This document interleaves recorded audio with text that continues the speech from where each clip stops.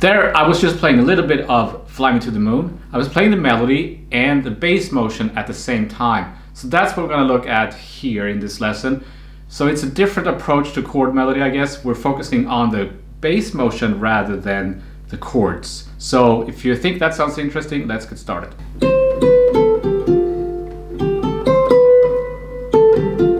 So we're playing in C major. So the first chord is A minor, D minor, G7, C major 7, F major 7, B minor 7 flat 5, E7, A minor. That's the first A section. We're only going to look at that because I don't want this video to be hours long. But you could apply the same concepts to the rest of the tune, or you should apply the same concepts to the whole tune. So the melody,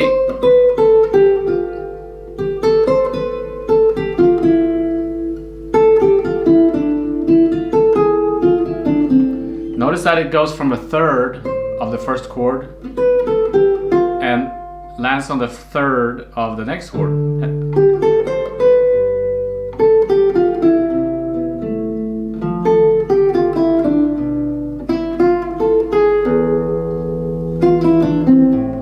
It's kind of outlining the harmony like that. I'm going to simplify the melody a little bit. We're just going to play that.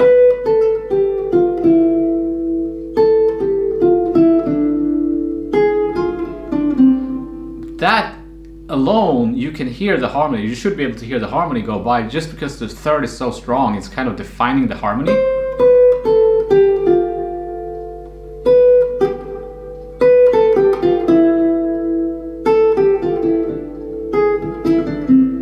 If I add the bass notes,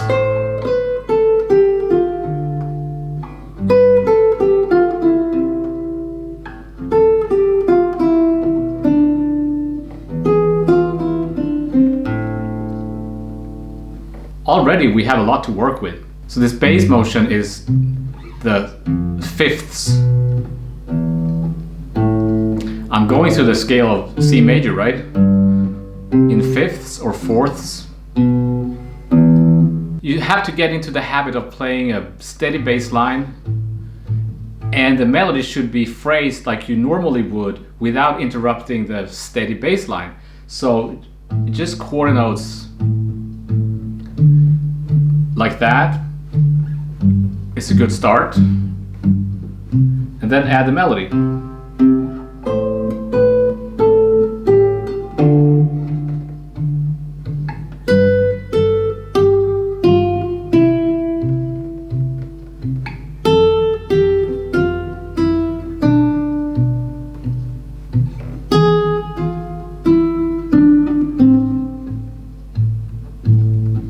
But of course that sounds pretty silly because I'm not phrasing the melody. We need to add some rhythm, some syncopation. There are many ways you could do that, and you should explore every possible way to add syncopation to the melody. But maybe start by adding a syncopation on the first and the last note. So 2, 3, 4. Like that. And play the bass steady. So 2, 3, 4.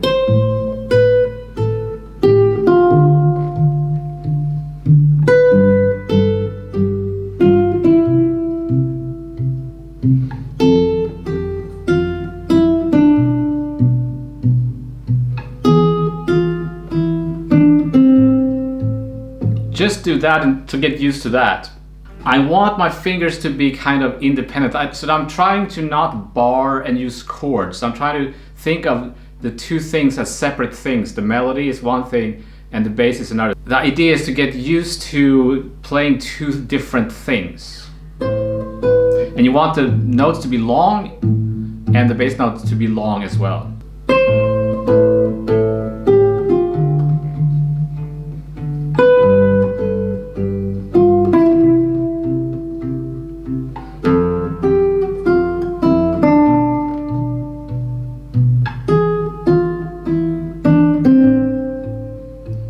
Okay, another way you can syncopate the melody is maybe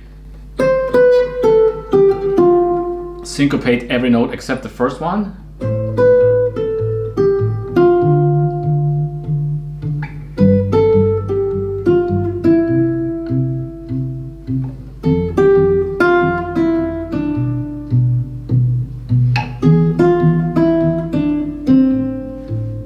ideally you want to be able to improvise and add chromatic notes and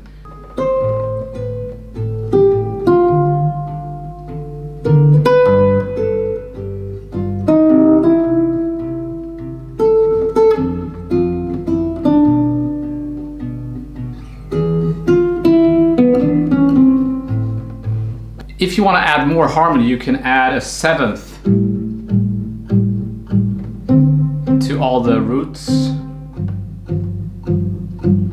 So root and a seventh.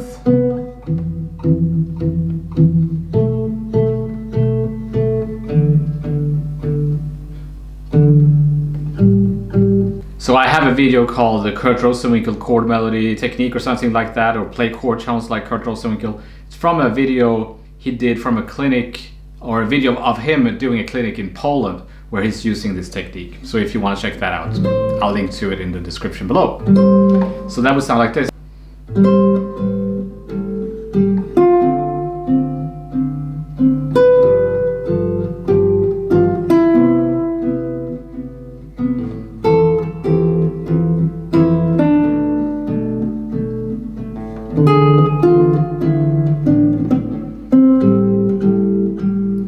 So if you think that sounds a little bit silly, you can play here, right? An octave higher.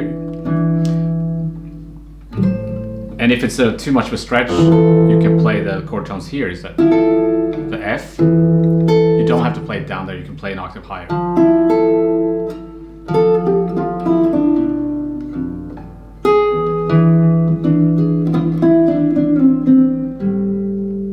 But it's pretty silly to play bass like that, right? That was just to get into the habit of doing this, keeping the bass motion steady. A better way to play the bass is play fifths. That might seem ridiculous, but it sounds pretty good if you can add the melody.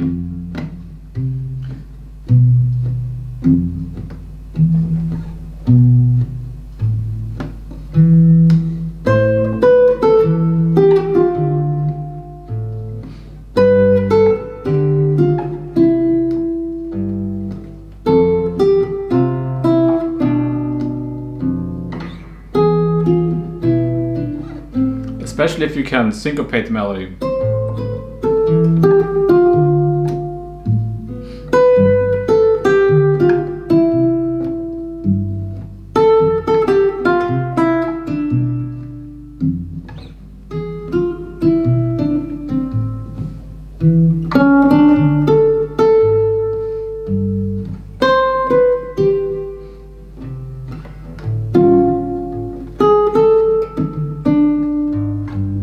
When you feel a little bit more comfortable doing this, you can play those notes that we kind of left out from the melody.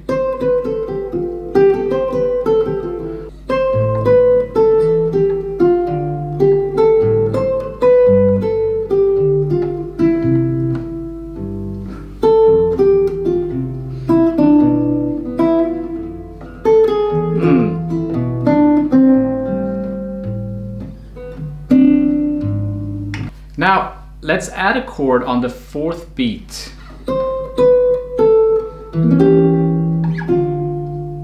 Of the first phrase.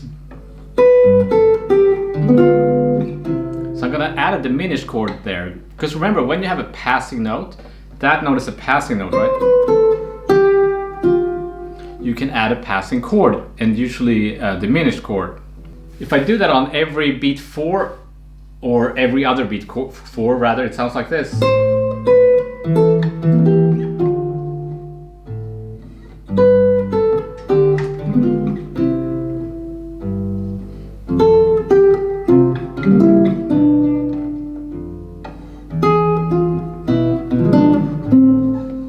Again.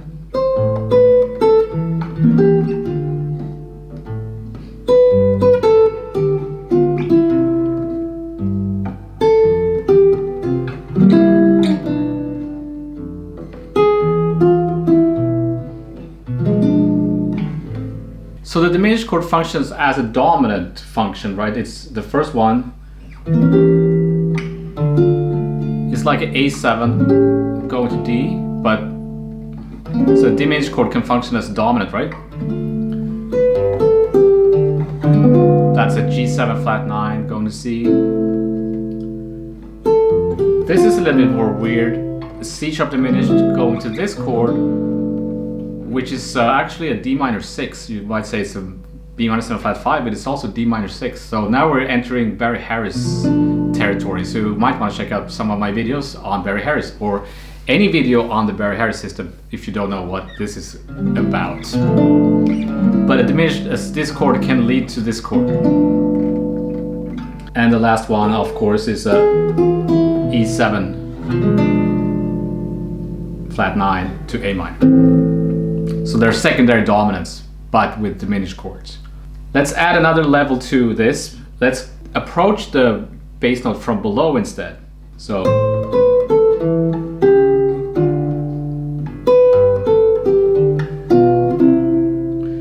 because then we get contrary motion.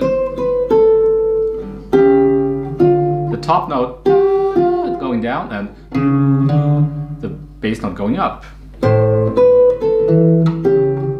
And then add a diminished chord.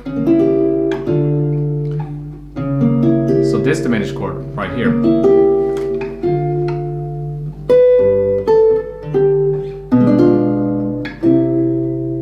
I love that motion.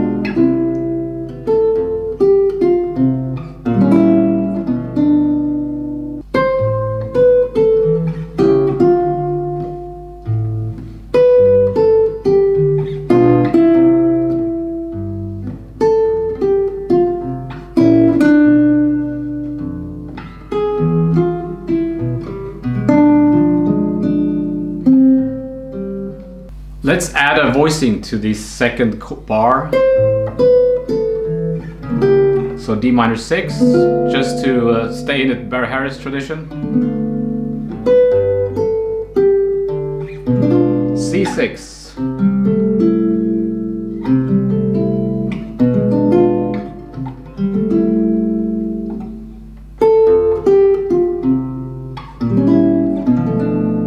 D minor 6.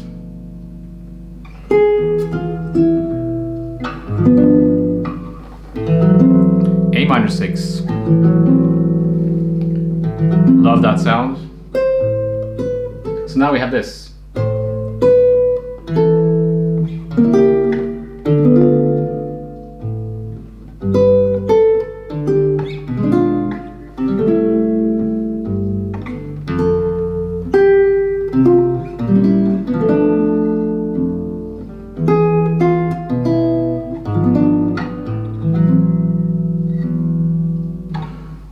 And the chord, the actual notes that we're not playing, so not the top note or the bass note, but the other two notes you can play after.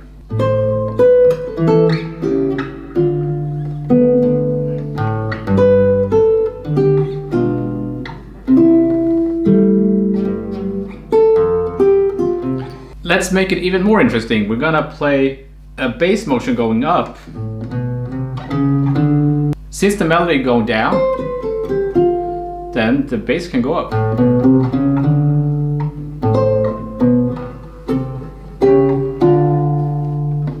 It doesn't work with all the chords, but it works here, for example.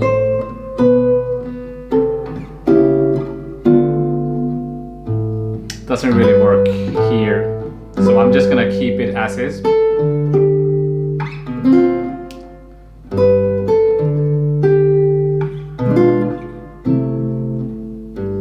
Here we can do it.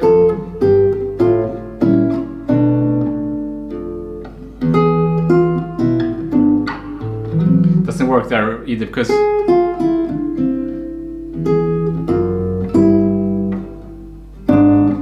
don't like how that sounds. So we're gonna keep it as it is. So let me do that again slowly.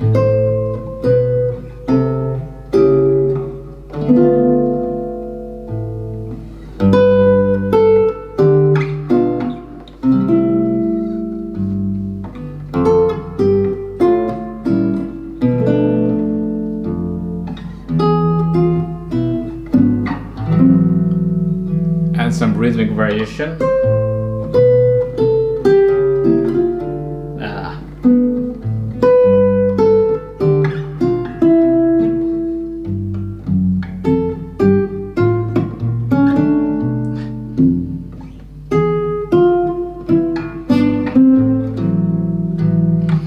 these chords are pretty hard to grab, so I'm gonna simplify and just play, instead of playing, I'm just gonna play that. So I'm removing the fifth of each chord. I get these kind of open triad sounds.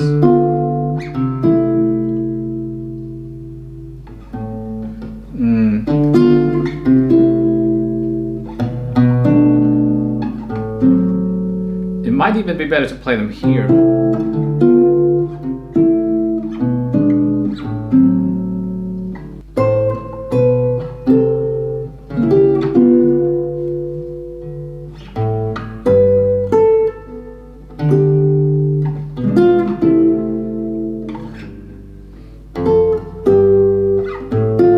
Like that.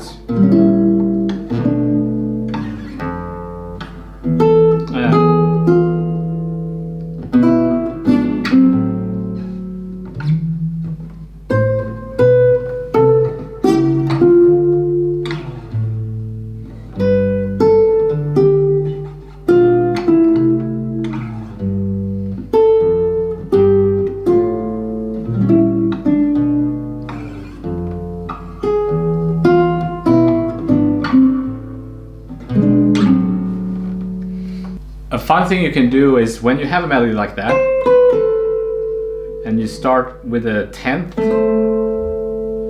the bass line can go up, so I can play the bass an octave higher.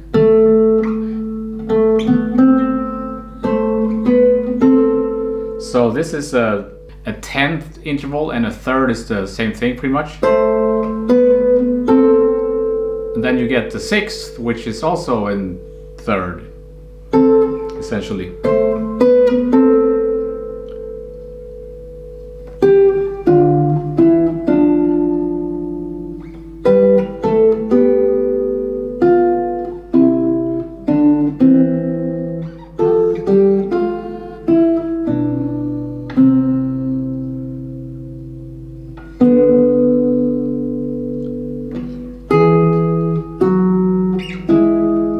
There I play F sharp instead of F. So let me show that again. So the bass line is going up and the melody note is going down.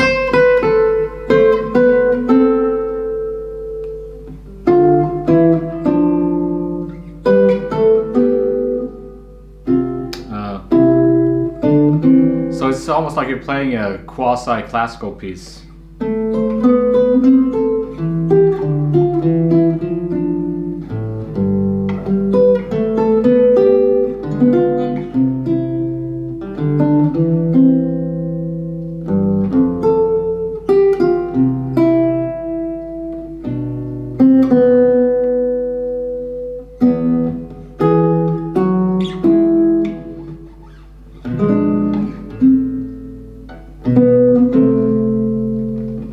So if you master these techniques, you can create kind of the illusion of playing, improvising almost like a classical piece. Makes me think of players like Ted Green. Another player that is really good at this stuff is Jimmy Wyble, and he's got his own kind of musical universe that he created. What he does, he plays kind of a moving bass lines. So let's say you would just play the arpeggio of the bass, but without letting go of the melody note. That kind of reminds me of what he's doing, but his playing is way more sophisticated. It would be a very simple example of something he would do.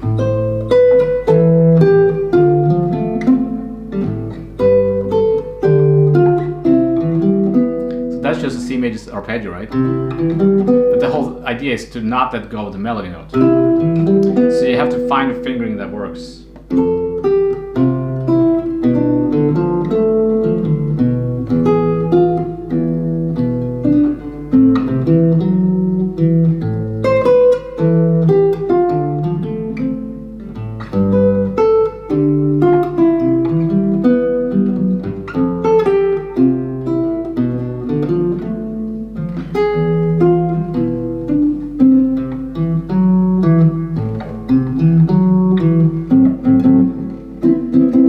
I think Jonathan Kreisberg talks about this stuff, and he takes it further. He plays the melody as triplets and with displacing the melody and all that stuff. So this is still pretty basic. Another thing you could do is use the arpeggio as a way of playing the chord.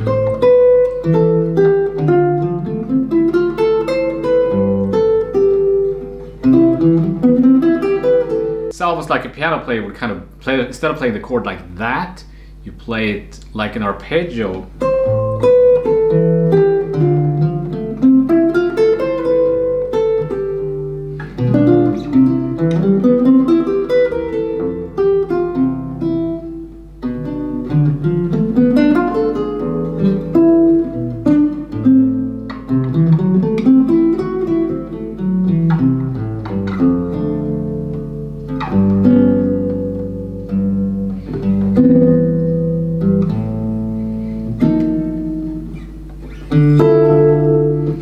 So if you want to look into Jimmy Wyble's ideas, there's this book called The Art of Two-Line Improvisation, where there's a bunch of his etudes, like a whole lot of them. They're pretty tricky to play, to be honest. There's also a whole bunch of ideas on how to play contrary motion, right? So this is by David Oakes. There's also this website, I think it's still up, the one David Oakes website, so a wonderful website I link to, where he has transcriptions of his etudes number 1 to 10 or something. I think this starts with etude 7. Okay, so it's the first 6 etudes, and I actually think those first 6 etudes by Jimmy Wyble are better. And what you can do, you can take some of those ideas and implement them into a chord melody arrangement like this. It's very different. I don't know any other player like Jimmy Wyble. He's one of a kind. He's an LA guy, so I think like Sid Jacobs studied with him. I assume he studied with him because he always talks about Jimmy Wyble, and he is able to take Jimmy Wyble's ideas and play them over standards. And also David Oakes is a Los Angeles guy, and I think he studied with him.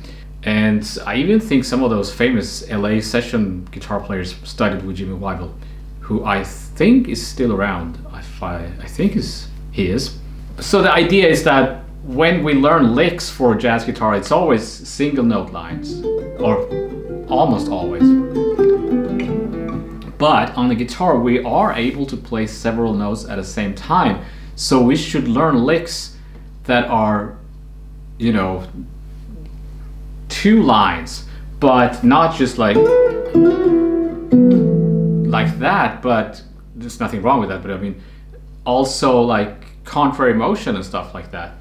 So if I take a few phrases from his etudes and apply them to this, it could sound like this. So I'm gonna play a little bit of rubato here.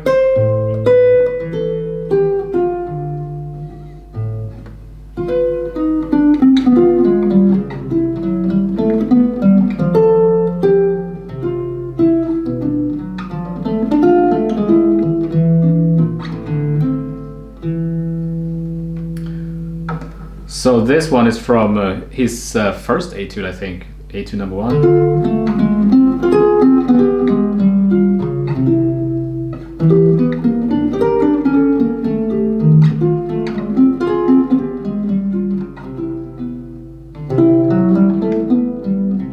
That's another one. Love that.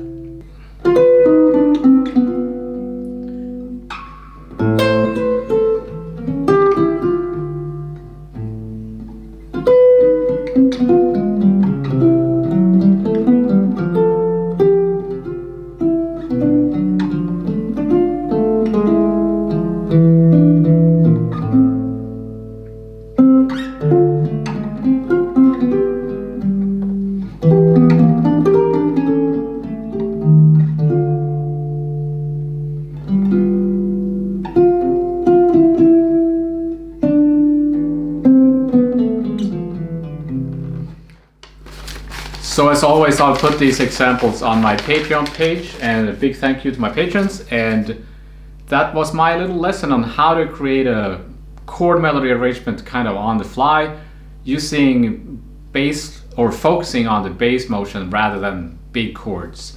And if you want to check out some more stuff, I have that video on the Kurt Rosenwinkel guide tones ideas, and I have made some videos on some Jimmy Wyble Etudes if you want to check that out as well, and I put everything in the description below. So I want to thank you for your time and attention, and I shall see you next time.